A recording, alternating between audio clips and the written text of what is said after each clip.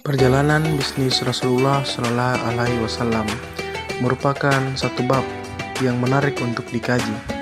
Perjalanan bisnis ini berkaitan erat dengan syariah nabawiyah yang merupakan samudra ilmu yang tidak lekang oleh perkembangan zaman dan tidak akan pernah habis untuk diambil hikmah di dalamnya.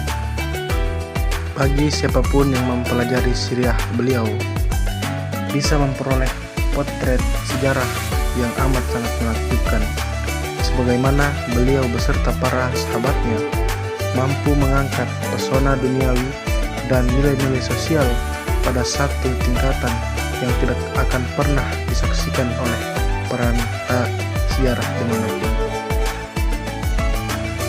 Selain bisnis secara umum dilakukan dengan cara bekerja dan mencari penghasilan untuk memenuhi kebutuhan bagi keberlangsungan hidup dengan pergi ke pasar. Assalamualaikum warahmatullahi wabarakatuh. Perkenalkan, nama saya Eva Duyanti dengan NIM 1525111000823. Nah, pada pembahasan kita kali ini saya akan membahas tentang sejarah perdagangan dalam Islam.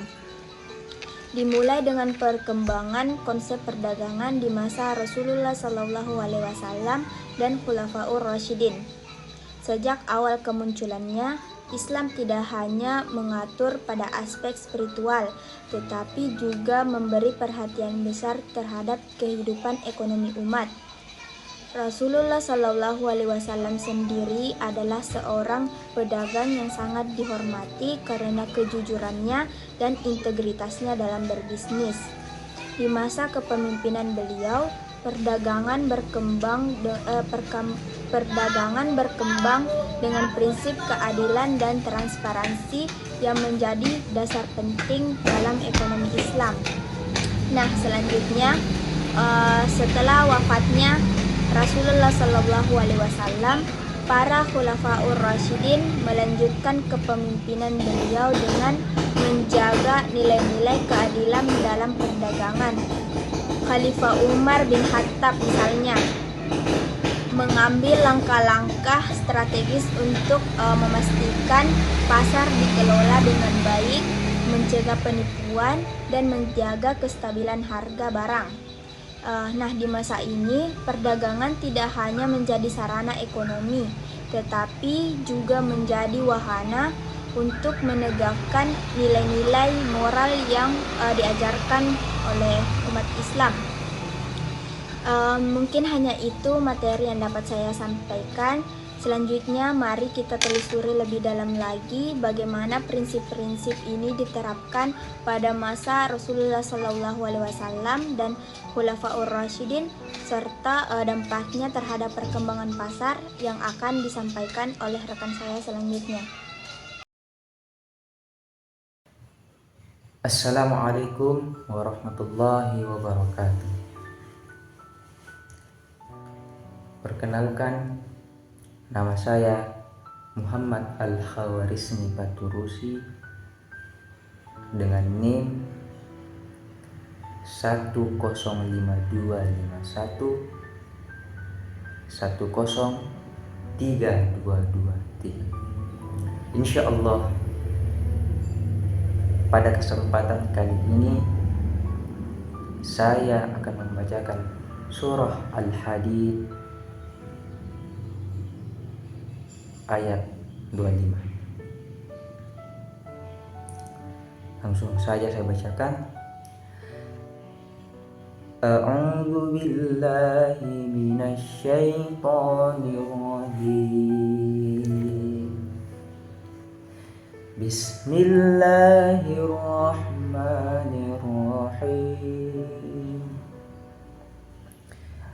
Laqad arsalna rusulana bil bayyinati wa anzalna ma'ahumul kitaba wal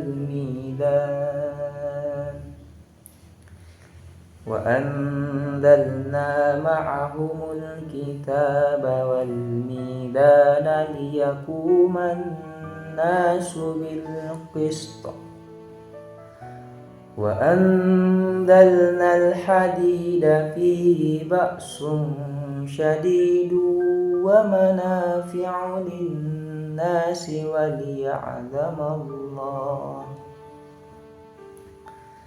وليعلم الله من ينصره ورسوله بالغيب إن الله قوي عزيز.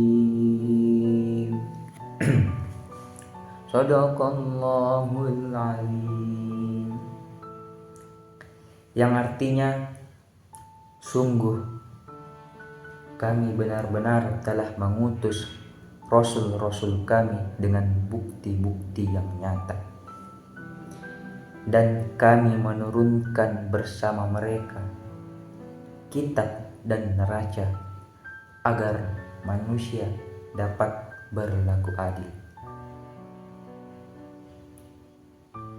Kami menurunkan besi yang mempunyai kekuatan hebat dan berbagai manfaat bagi manusia, agar Allah mengetahui siapa yang menolong agamanya dan rasul-rasulnya, walaupun Allah tidak dilihat. Sesungguhnya Allah Maha Kuat lagi Maha Perkasa. Makna tersirat dari ayat ini dapat kita jabarkan bahwa yang pertama itu keadilan sebagai tujuan utama Allah menurunkan para rasulnya dengan membawa bukti yang jelas atau ayat-ayat dan wahyu untuk menjelaskan kebenaran dan petunjuk hidup.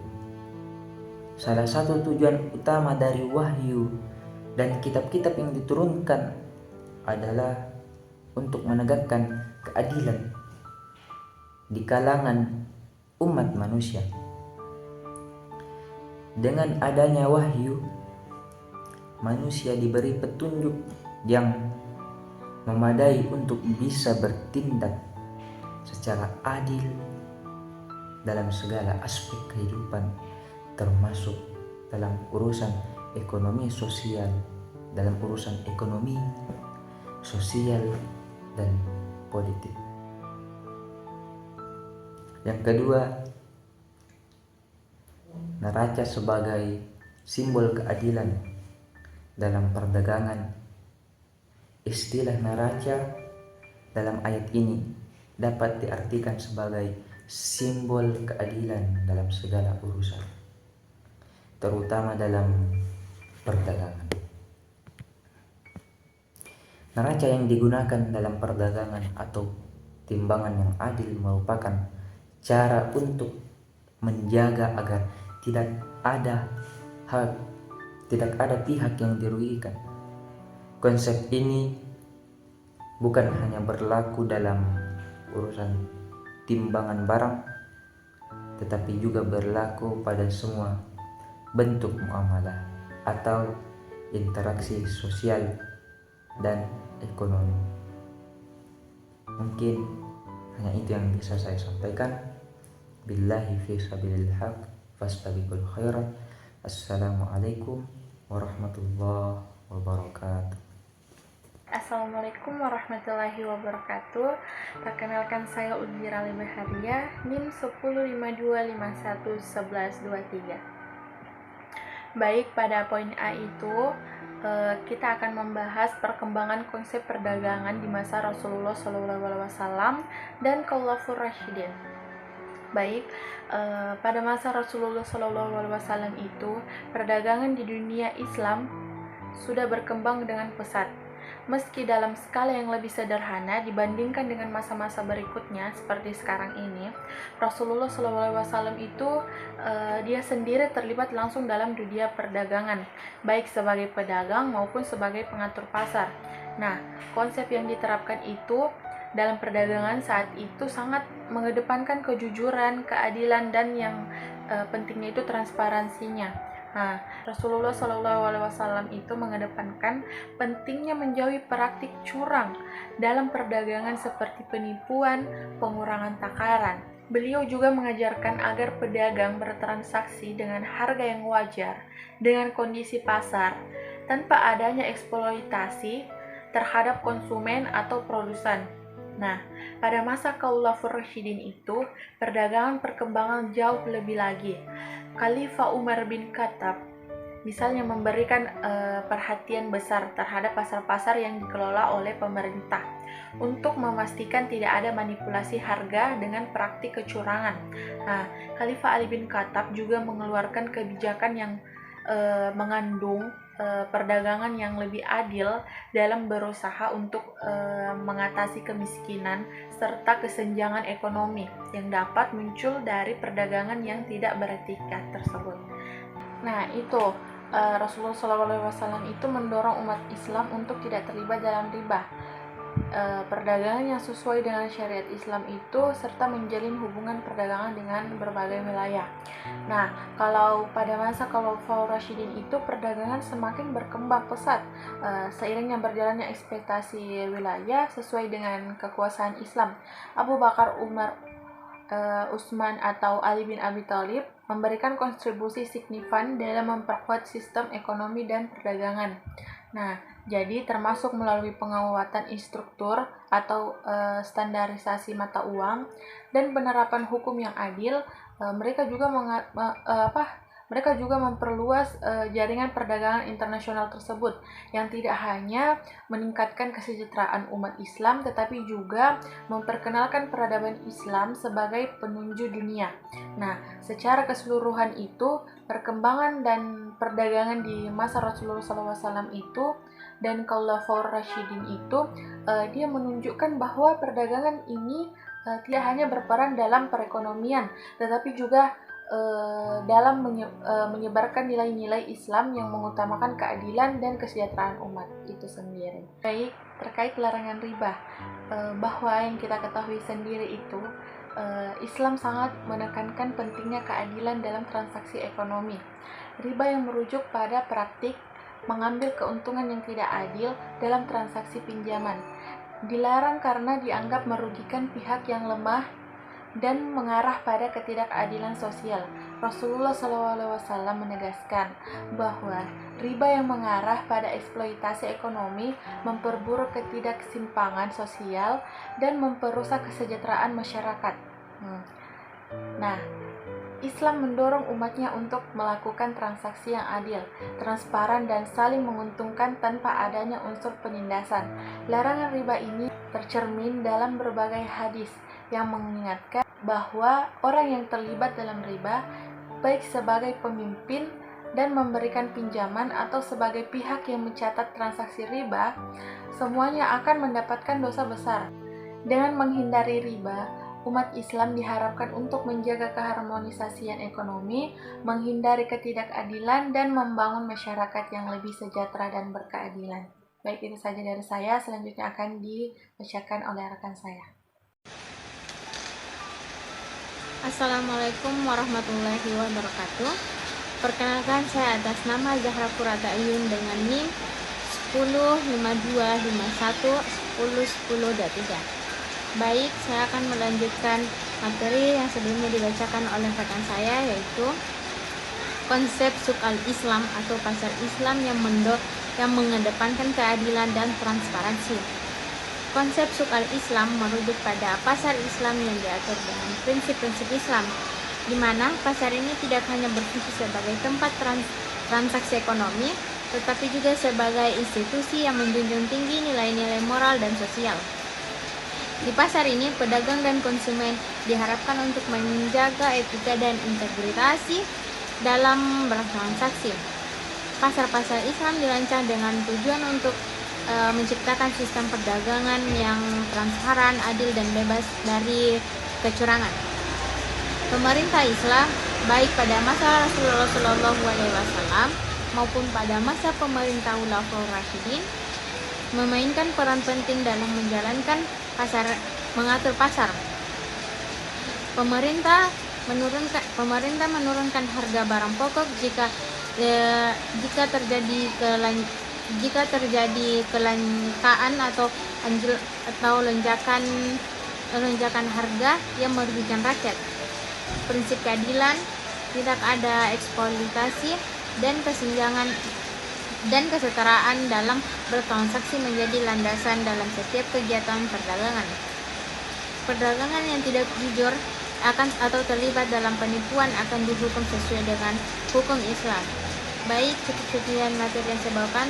Yang materi selanjutnya akan dilanjutkan oleh rekan saya. Wassalamualaikum warahmatullahi wabarakatuh. Assalamualaikum warahmatullahi wabarakatuh. Saya atas nama Aditya Pratama dengan NIM 10.525.11.00.323. Saya akan melanjutkan pembacaan materi tentang penerapan nilai-nilai Islam dalam perdagangan selama dinasti Umayyah dan Abbasiyah. Baik, pada masa dinasti Umayyah dan Abbasiyah, perdagangan semakin berkembang seiring dengan perluasnya wilayah kekuasaan Islam. Pasar-pasar Islam berkembang tidak hanya di daerah Arab, tetapi juga di wilayah-wilayah yang lebih luas, seperti Afrika Utara, Persia, dan Asia. Dalam konteks ini, penerapan nilai-nilai Islam dalam perdagangan tetap menjadi prinsip dasar yang menjaga dan dijaga oleh pemerintah. Pada dinasti Umayyah dan Abbasiyah, perdagangan menjadi salah satu pilar utama perekonomian yang mendukung kejayaan Islam. Kedua dinasti ini tidak hanya mengembangkan jalur perdagangan yang luas hingga ke Eropa, Afrika, dan Asia, tetapi juga memastikan bahwa aktivitas perdagangan mereka didasarkan pada nilai-nilai Islam. Prinsip-prinsip seperti kejujuran, keadilan, larangan riba, dan pembayaran zakat menjadi pedoman utama yang diterapkan untuk menciptakan tatanan ekonomi yang berkeadilan dan berkeberkahan. Sistem pengawasan oleh mustahib atau pengawasan pasar menunjukkan bagaimana syariat Islam diterapkan secara nyata untuk mencegah praktik kecurangan dan memastikan kepentingan umat terjaga. Nilai-nilai ini tidak hanya menciptakan kepercayaan di antara para pedagang muslim, tapi juga menarik perhatian dunia luar terhadap etika bisnis yang diterapkan Islam dengan prinsip-prinsip seperti amanah dan zakat. Perdagangan pada masa itu tidak hanya bertujuan untuk mencari keuntungan, tetapi juga memberikan manfaat sosial yang besar seperti membantu kaum miskin dan memperkuat solidaritas umat. Nilai-nilai ini menjadi warisan berharga yang relevan hingga saat ini, terutama dalam menjaga tantangan moral dunia perdagangan modern.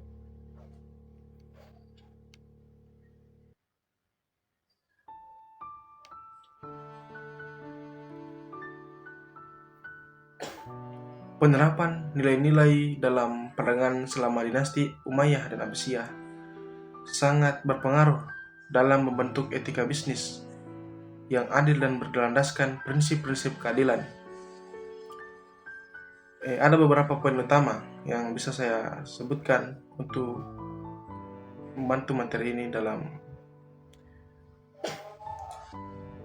Ada beberapa poin utama tentang bagaimana nilai-nilai Islam diterapkan dalam perdagangan pada masa kedua dinasti tersebut. Yang pertama yaitu nilai kejujuran atau sidik. Kejujuran merupakan prinsip dalam perdagangan. Para pedagang diwajibkan untuk jujur dalam menjaga kualitas barang, takaran, dan timbangan. Pada dinasti Umayyah dan Abbasiyah terdapat pengawasan yang ketat terhadap pasar oleh mustahib atau pengawas pasar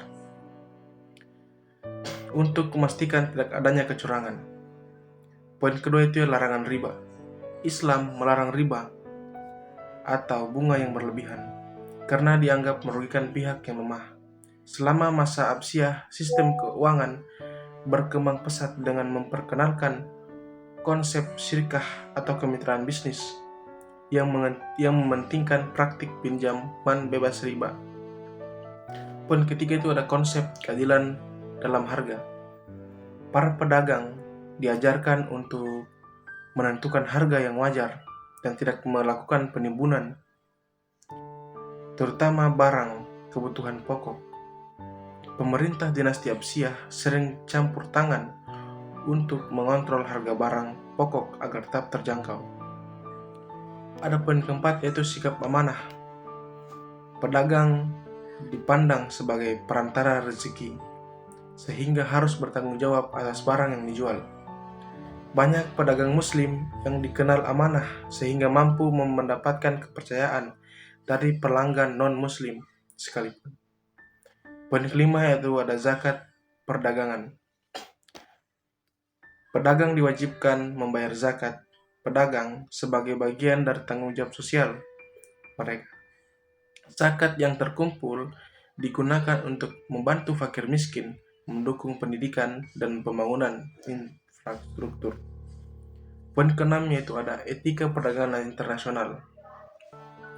Dinasti Umayyah dan Abbasiyah memperluas jaringan perdagangan hingga ke Eropa, Afrika, dan Asia.